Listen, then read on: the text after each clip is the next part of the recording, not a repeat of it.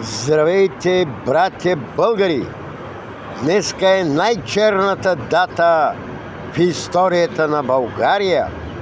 На 4 май, т.е. днеска, 1876 година, по стар стил, беше денят на Баташкото клане. 5000 души са зверски избити. Ахмед ага Барантолията получава заповед от пазарджийския канамки Али Бей да пресуши баташкия корен, за да не остави живи свидетелства за нечуваните злодейства.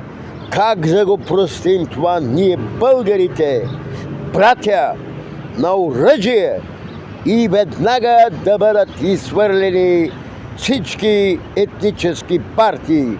Да живее България, България на всичко. Няма ДПС, няма такива партии да има. Разбрахте ли, България е на всичко? Заради Баташкото клане готови ли сте да победим злото? Да се помолим на Бога да бъдат простени греховете на всички убити, загинали за България. Да живее България, България на всичко. Това е.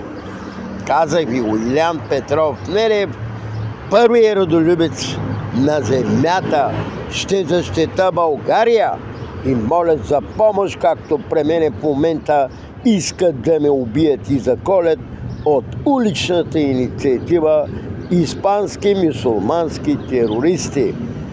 Да живее България и Бог да бъде с всички българи на земята.